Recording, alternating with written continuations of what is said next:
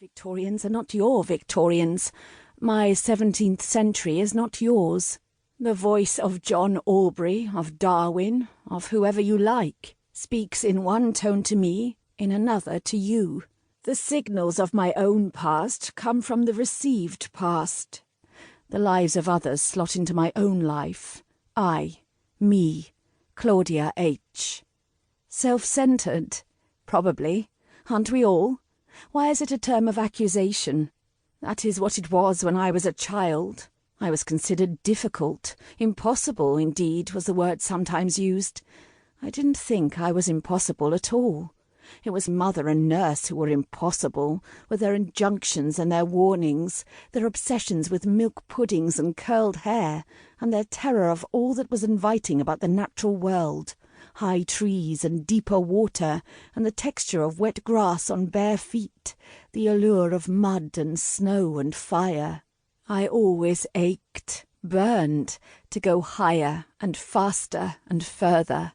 They admonished. I disobeyed. Gordon, too, my brother Gordon. We were birds of a feather. My beginnings, the universal beginning.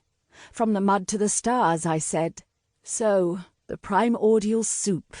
Now, since I have never been a conventional historian, never the expected archetypal chronicler, never like that dried-up bone of a woman who taught me about the papacy at Oxford time out of mind ago, since I'm known for my maverick line, since I've infuriated more colleagues than you've had hot dinners, we'll set out to shock. Tell it from the point of view of the soup, maybe. Have one of those drifting, floating, feathery crustaceans narrate. Or an ammonite. Yes, an ammonite, I think. An ammonite with a sense of destiny. A spokesperson for the streaming Jurassic seas, to tell it how it was. But here the kaleidoscope shakes. The Paleolithic, for me, is just one shake of the pattern away from the 19th century, which first effectively noticed upon what they were walking.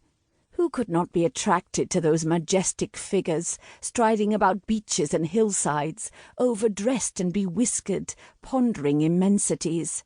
Poor misguided Philip Goss, Hugh Miller, and Lyell and Darwin himself. There seems to be a natural affinity between frock-coats and beards and the resonances of the rocks. Mesozoic and Triassic, Oolite and Lias, cornbrash and greensand. But Gordon and I, aged 11 and 10, had never heard of Darwin. Our concept of time was personal and semantic. Tea time, dinner time, last time, wasting time. Our interest in Asteroceras and Primocracerus was acquisitive and competitive. For the sake of beating Gordon to a choice-looking seam of Jurassic mud, I was prepared to bash 150 million years to pieces with my shiny new hammer, and if necessary break my own arm or leg falling off a vertical section of blue lias on Charmouth Beach in 1920. She climbs a little higher, onto another sliding shelving plateau of the cliff, and squats, searching furiously the blue-grey fragments of rock around her, hunting for those enticing curls and ribbed walls, pouncing once with a hiss of triumph. An ammonite, almost whole. The beach now is quite far below. Its shrill cries, its barkings, its calls are clear and loud, but from another world, of no account. And all the time out of the corner of her eye she watches Gordon, who is higher yet, tapping at an outcrop. He ceases to tap. She can see him examining something. What has he got? Suspicion and rivalry burn her up. She scrambles through little bushy plants, hauls herself over a ledge. "This is my bit," cries Gordon. "You can't come here. I've bagged it." "I don't care," yells Claudia.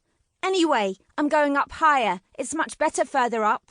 And she hurls herself upwards over skinny plants and dry stony soil that cascades away downwards under her feet, up towards a wonderfully promising, enticing grey expanse she has spotted, where surely Asteroceras is lurking by the 100.